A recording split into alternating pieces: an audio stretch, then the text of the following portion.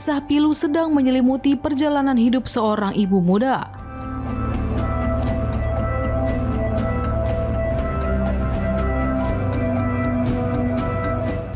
Melalui unggahan emosional yang diunggah di media sosial, ia membagikan kenyataan pahit. Ditinggalkan sang suami saat buah hati mereka baru berusia 30 hari.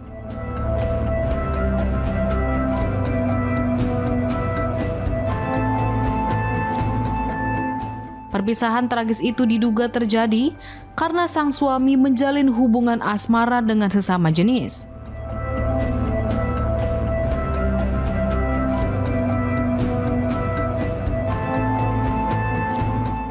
Curahan hati yang diunggah oleh pemilik akun Instagram @viravania tersebut seketika memantik simpati publik.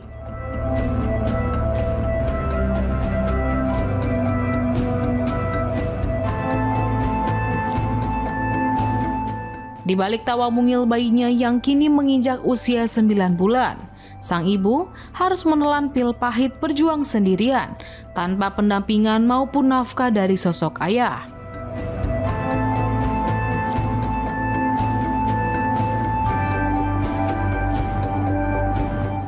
Di tengah perjuangannya membesarkan sang buah hati, ia justru dilayangkan gugatan cerai.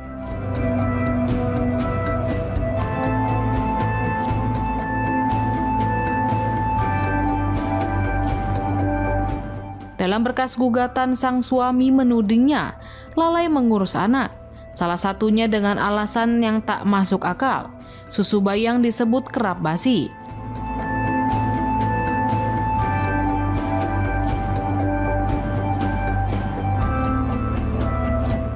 Namun, sang istri membantah tegas tuduhan tersebut dan menilai alasan itu hanyalah dalih untuk menutupi sebab utama keretakan rumah tangga mereka.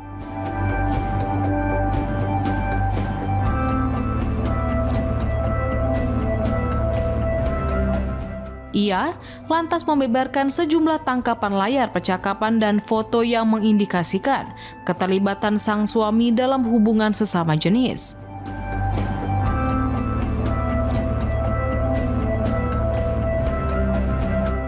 Sang ibu juga membandingkan perhatian suami terhadap sang anak dengan sosok yang diduga pasangan barunya.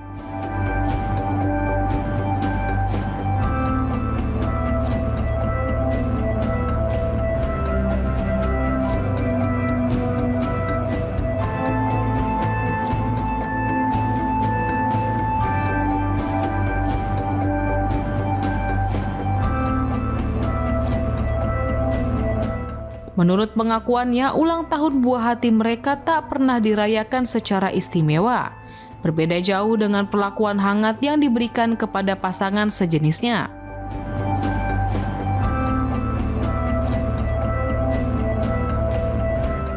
Tak hanya persoalan penelantaran dan perselingkuhan,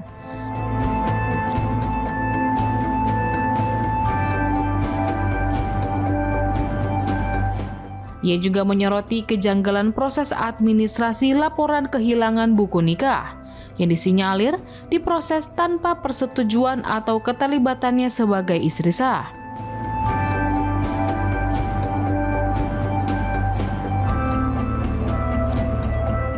Unggahan tersebut kini dibanjiri ribuan doa dan dukungan moral dari netizen yang prihatin atas ketabahan sang ibu.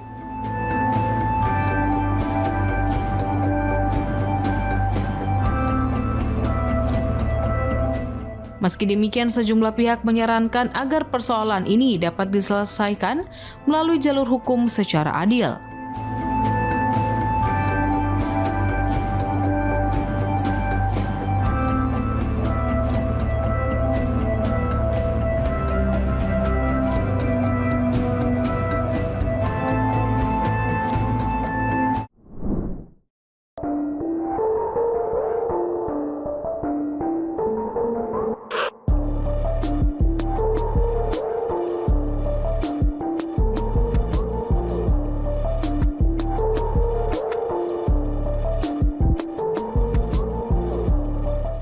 Polda Metro Jaya terus mengusut dugaan pelibatan anak dalam promosi produk rokok elektronik atau vape yang menyeret pemilik kanal YouTube Nice Guy Mo atau Muhammad Jannah atau MJ alias Big Mo.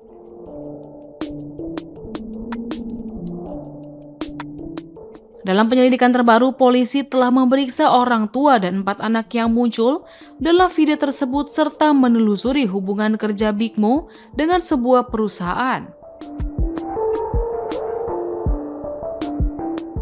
Kasus ini ditangani Direktorat Perlindungan Perempuan dan Anak atau PPA serta Pemberantasan Perdagangan Orang atau PPO Polda Metro Jaya.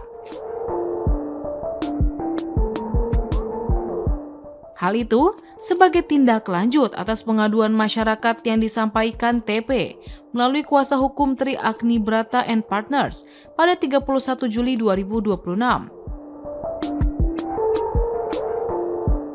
Kabid Humas Polda Metro Jaya Kombes Pol Budi Hermanto mengatakan penyelidik telah mengumpulkan keterangan dari pelapor dan mendalami sejumlah barang bukti digital.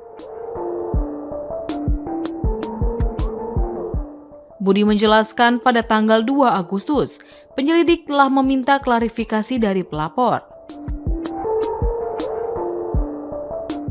Sehari kemudian, tim penyelidik mendatangi lokasi yang diduga berkaitan dengan peristiwa tersebut di wilayah Jakarta Selatan. Di hari yang sama, polisi juga meminta keterangan dari orang tua serta 4 anak yang tampil dalam video.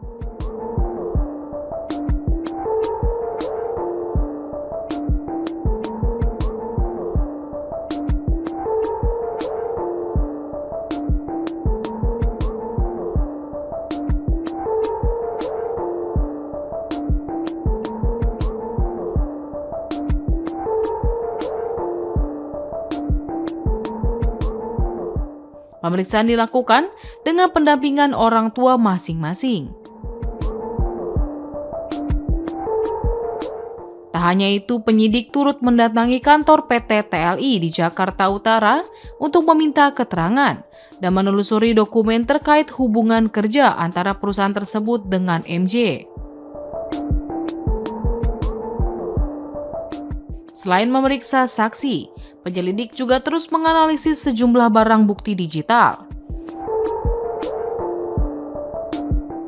Mulai dari rekaman siaran langsung, potongan video, rekaman yang diduga berkaitan dengan promosi produk TL, hingga tangkapan layar tayangan tersebut.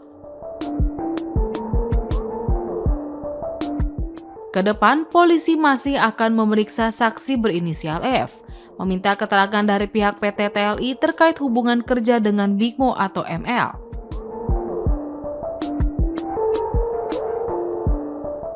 Kemudian, melakukan klarifikasi terhadap pihak yang dilaporkan, serta berkoordinasi dengan ahli untuk melengkapi proses penyelidikan.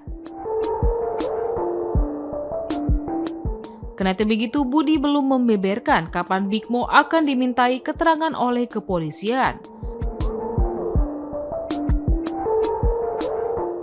Namun, kata dia, penyelidik telah melakukan langkah awal untuk mendalami peristiwa yang dilaporkan. Di sisi lain, Big Mo telah menyampaikan permintaan maaf terkait aksinya tersebut lewat sebuah video yang diunggah di akun YouTube pribadinya.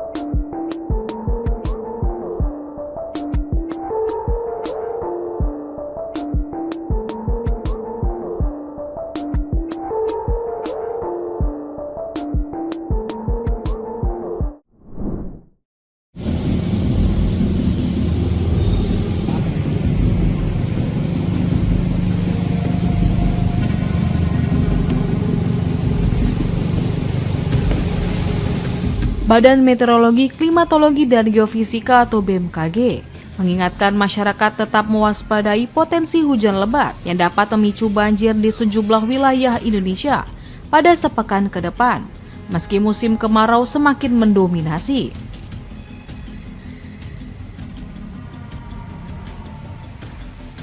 Melansir unggahan Instagram resmi, BMKG menyebut cuaca pada periode 4 hingga 10 Agustus 2026 secara umum didominasi kondisi cerah berawan hingga hujan ringan. Namun, hujan dengan intensitas sedang hingga lebat masih berpotensi terjadi secara lokal di sejumlah daerah.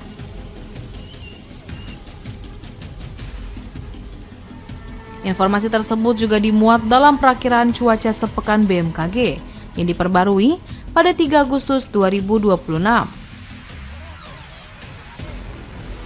Untuk periode tanggal 4 hingga 7 Agustus 2026, BMKG menetapkan status waspada yakni hujan sedang hingga lebat bagi Aceh, Sumatera Utara, Jawa Barat, Kalimantan Utara, Papua Tengah, Papua Pegunungan, dan Papua.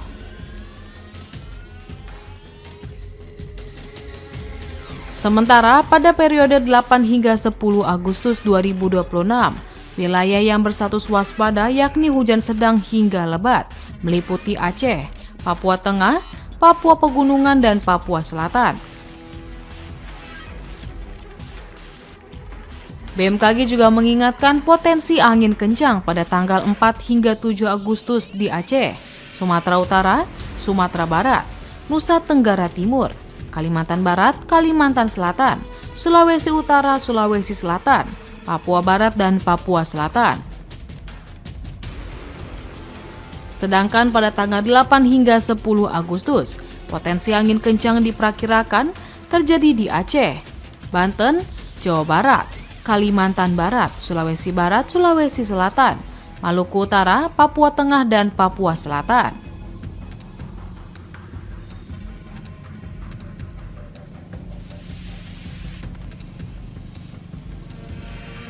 Di sisi lain, BMKG mengungkapkan kondisi kering masih terus berlanjut dan diperkirakan semakin meluas pada awal Agustus.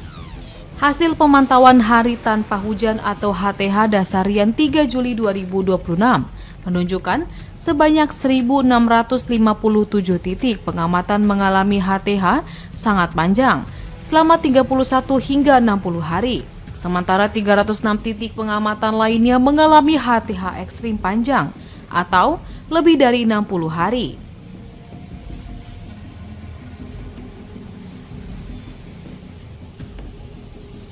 Wilayah dengan HTH sangat panjang hingga ekstrim terbesar di Jawa, Bali, Nusa Tenggara, Sumatera bagian selatan, Kalimantan bagian selatan, Maluku Utara, dan sebagian Sulawesi.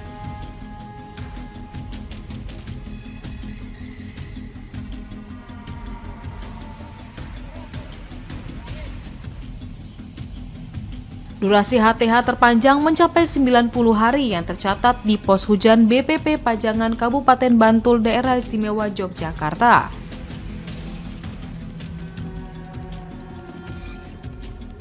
BMKG juga mencatat perkembangan iklim global yang masih mendukung berlanjutnya cuaca kering.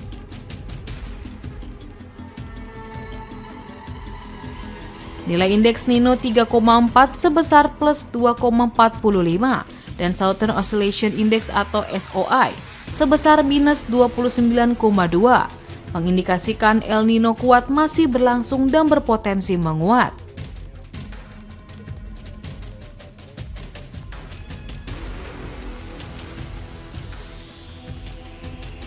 Sementara indeks Indian Ocean Dipole atau IOD sebesar plus 0,44 menunjukkan kecenderungan menuju fase positif.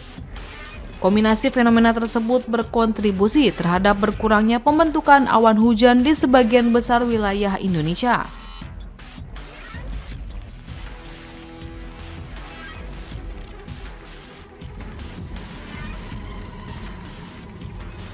Di saat yang sama, masyarakat juga diminta tetap mewaspadai potensi hujan lokal yang dapat disertai kilat, petir, dan angin kencang, termasuk resiko pohon tumbang, baliho roboh, genangan, serta sampah. Tidak mau pergi itu tidak ada attitude. Saya di sini bayar. Saya juga bayar sama lah. Ya sudah. Kalau saya bilang nggak mau kasih, kenapa kamu maksa? Oh maksa. Anda maksa guys.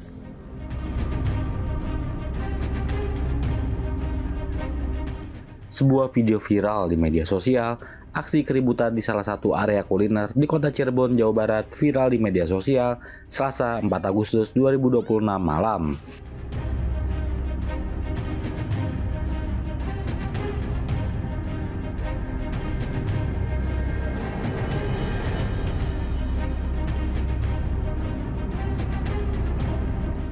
Pengunjung yang tak terima diminta paksa uang dan dimaki oleh pengamen, terlibat perselisihan hingga akhirnya dikeroyok oleh dua pengamen.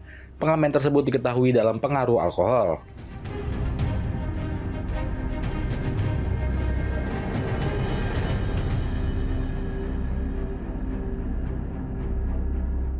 Kurang dari 24 jam, dua pengamen dicokok tim khusus Satreskrim Polres Cirebon Kota.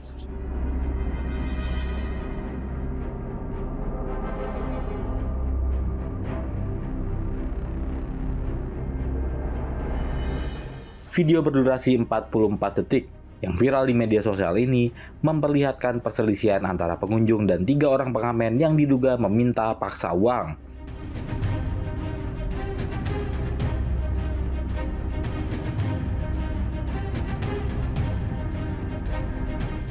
Bahkan perselisihan tersebut berujung pada pengeroyokan yang dilakukan dua pengamen terhadap pengunjung sebelum akhirnya dilerai oleh pengelola.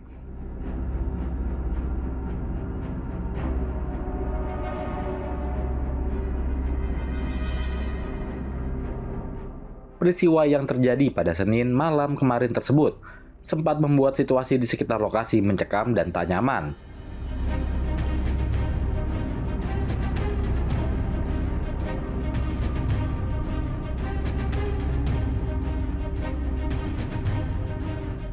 Pengamen yang tiba-tiba datang tersebut menolak pergi dan meminta paksa uang hingga melontarkan makian kepada pengunjung.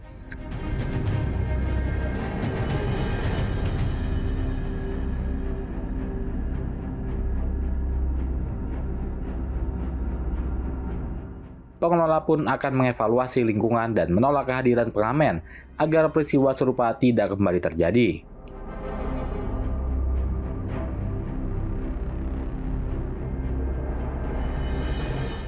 Baik, sebelumnya kami maaf atas terjadinya musibah ya, yang pada saat itu memang pengamen ya mendatangi dan terjadi memang dia meminta secara paksa. Dan ada kalimat-kalimat yang membuat tersinggung si pengunjung ya. Dan tindakan kami pada saat itu juga coba mengambil sikap langsung mengamankan, tetapi dia sudah kabur lebih dahulu.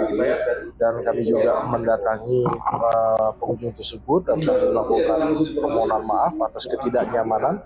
Dan ini menjadi evaluasi kami untuk langkah selanjutnya. Mungkin untuk kuliner yang berada di parkiran GTC adalah kami untuk tidak adanya pengamen maupun pengemis kebijakan itu. Dan yang keduanya juga untuk penambahan keamanan kami tingkatkan, dan selebihnya nanti kami akan untuk masalah musik dan live musik kita akan bicarakan dengan para tenor supaya tidak jenuh pengunjung.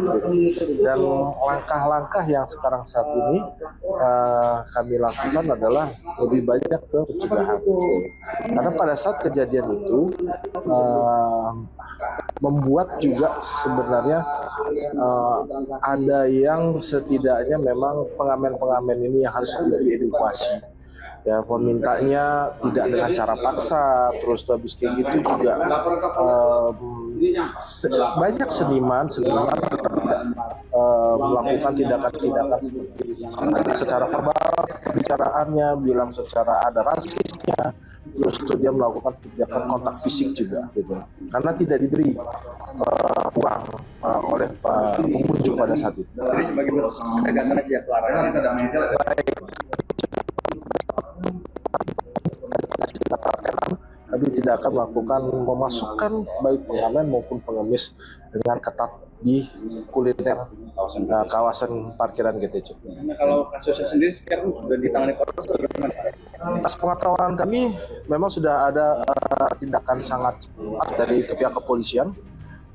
Walaupun akhirnya jadi viral ya, kami ucapkan banyak ke Bapak Kapolres Cirebon Kota dan jajarannya dengan sigap dan kita juga dilayani dengan baik akibat dari adanya viral ya, dan telah memang kami dengar sudah ada penangkapan ya yang pengamen viral tersebut gitu. Sementara kurang dari 24 jam, tim khusus dari Satreskrim Polres Cirebon Kota berhasil mengamankan 3 pengamen, yang 2 diantaranya ditetapkan sebagai tersangka pengeroyokan.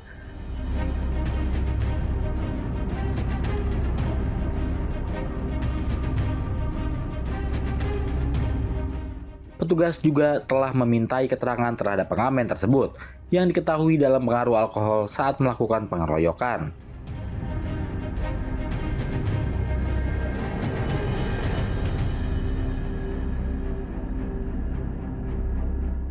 Akibat pengeroyokan, korban menderita luka di bagian wajah usai menerima bogem mentah dari para pengamen.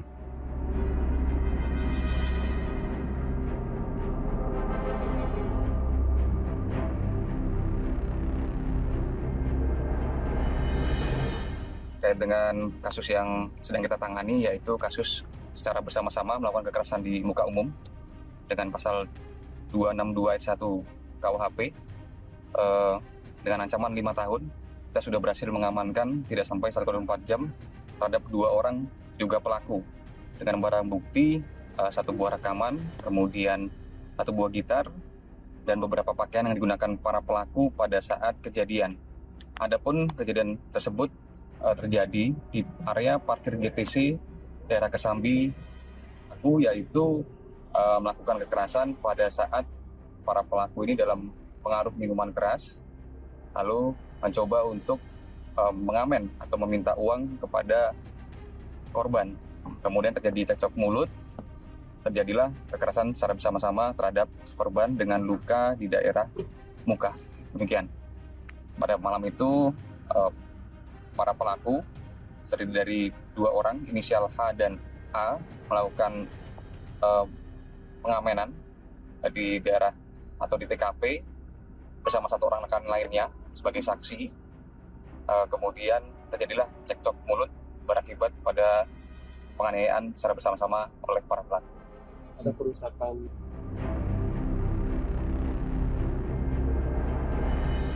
Meski saat kejadian, situasi sempat mencekam. Petugas memastikan saat ini kondisi di sekitar lokasi dalam keadaan kondusif.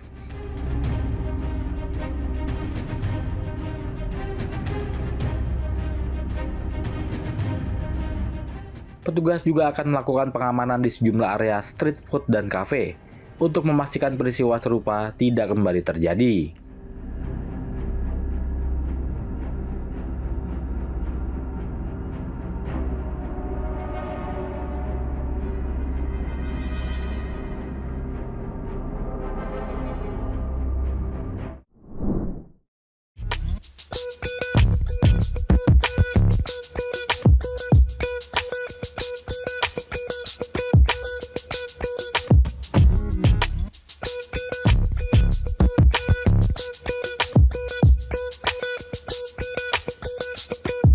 Kuasa hukum kelompok bongkar ijazah Jokowi atau Bon Jovi, Siprianus Edy Hardoem menegaskan adanya konsekuensi hukum bagi Universitas Gadjah Mada atau UGM setelah putusan Pengadilan Tata Usaha Negara atau PT-UN Jakarta.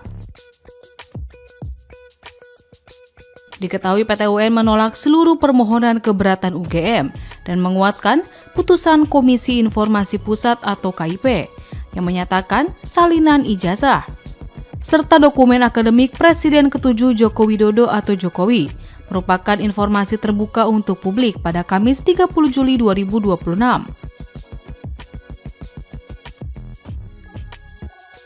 Putusan perkara nomor 126 itu menegaskan dokumen tersebut wajib dibuka kepada publik sepanjang tidak memuat data pribadi yang dikecualikan.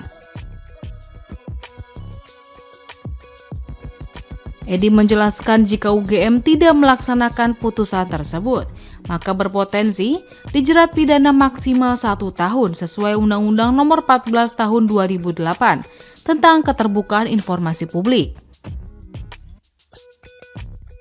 Menurutnya, sanksi pidana akan menyasar pimpinan UGM, termasuk Rektor Ova Emilia.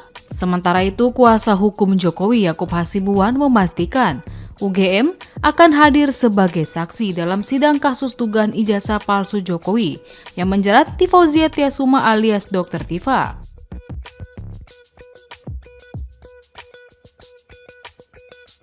Yakub menyebut UGM akan memaparkan secara detail riwayat perkuliahan Jokowi, mulai dari proses masuk kuliah, aktivitas akademik, seperti peminjaman buku di perpustakaan, catatan KHS, hingga penerbitan ijazah.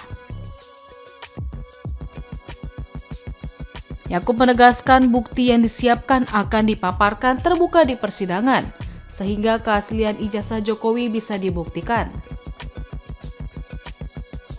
Ia juga mengingatkan jika ijazah terbukti asli, pihak yang tetap menyebarkan tuduhan sebaliknya berpotensi dijerat pasal pencemaran nama baik, fitnah, atau manipulasi elektronik.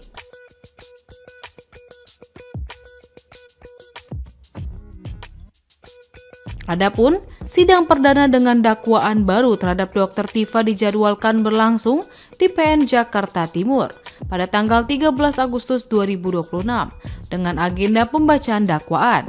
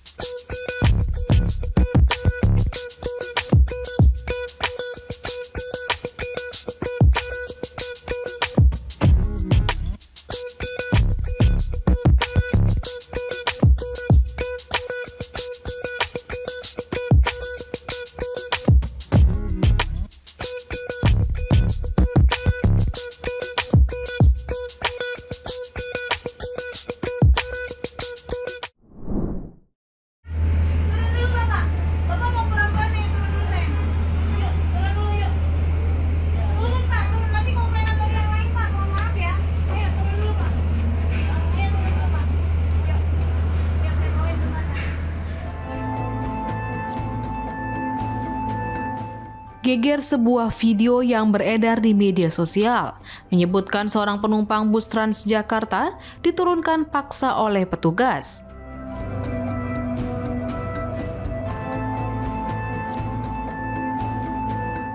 Penumpang yang diturunkan paksa petugas itu sebelumnya duduk di bangku belakang bus Transjakarta.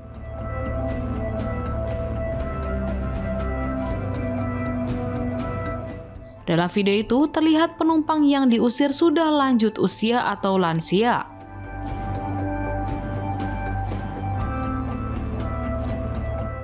Peristiwa tersebut diketahui terjadi di halte Kampung Melayu Jakarta Timur pada Senin 3 Agustus 2026.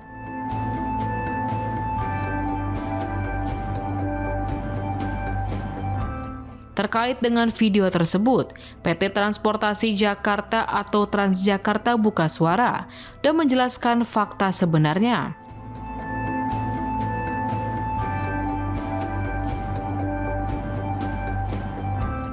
Kepala Departemen Humas dan CSR Transjakarta Ayu Wardani membenarkan kejadian tersebut.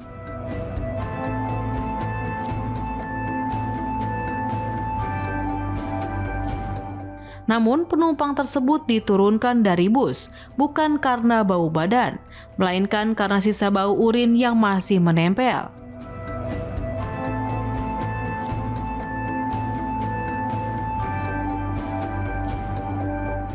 Transjakarta lalu menyampaikan permintaan maaf setelah video petugas meminta seorang penumpang turun dari bus di halte Kampung Melayu viral di media sosial.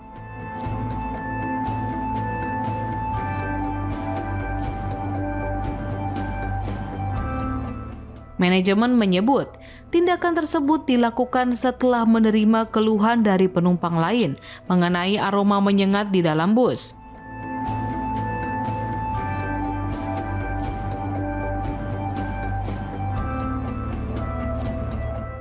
Menurut Ayu, petugas kemudian melakukan pendekatan secara langsung kepada penumpang tersebut hingga yang bersangkutan bersedia turun dari bus.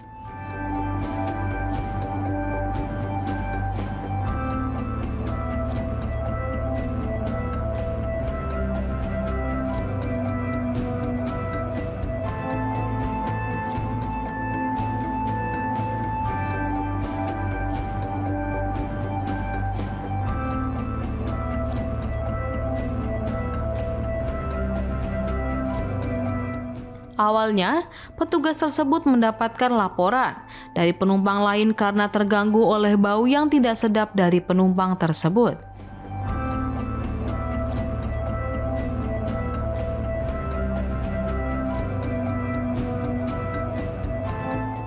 Oleh karena itu, petugas di lokasi berupaya meminta agar penumpang itu turun dari bus supaya tidak mengganggu kenyamanan penumpang lain.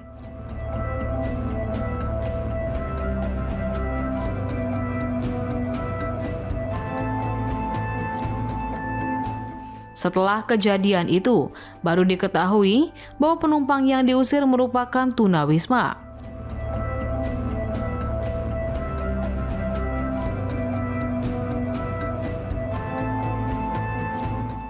Usai mengetahui hal tersebut, petugas langsung berkoordinasi dengan dinas sosial agar penumpang tunawisma itu mendapatkan penanganan yang tepat.